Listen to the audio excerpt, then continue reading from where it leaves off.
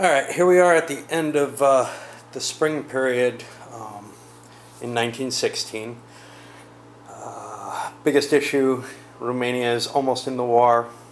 Persia actually jumped in and has some volunteers that are supporting the Turks right now. Not a lot's happened over on the west front over the spring.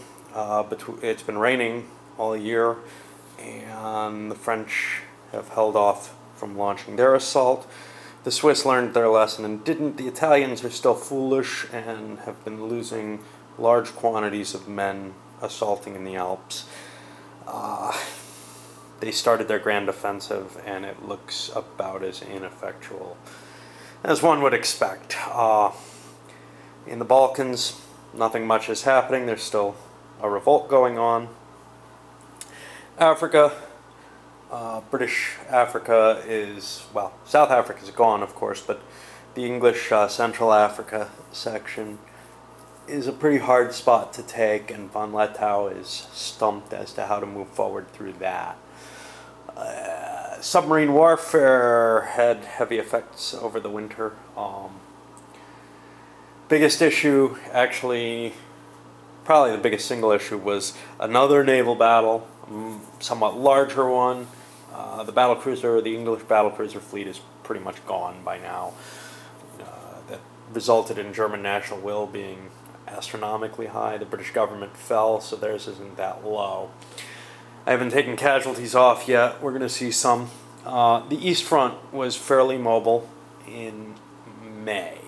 Now, it's still rainy weather here, but the Russians managed to push forward into the Carpathians, and it looks like their offensive will succeed unless the German one succeeds first. And the German one, they discovered flash bombardment, which allows them to hit a hex a lot harder artillery-wise at the beginning of a battle.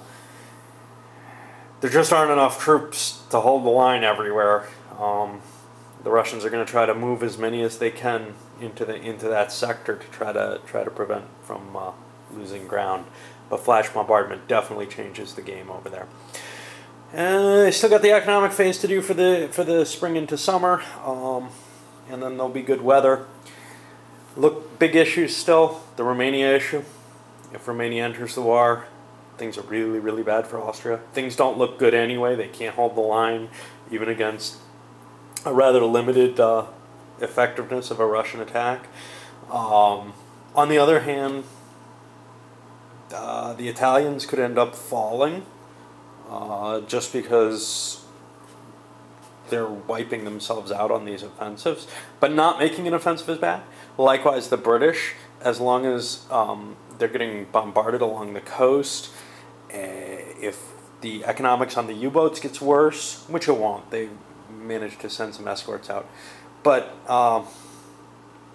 things could get very bad on many cases. So England and Italy, either one of them could fall. Any of those types of occurrences could definitely bolster Austria, especially Italy. If Italy fell, moving Austrian troops, there could be enough troops to hold off the Romanians. There don't look like there are otherwise with this heavy investment in the Balkans.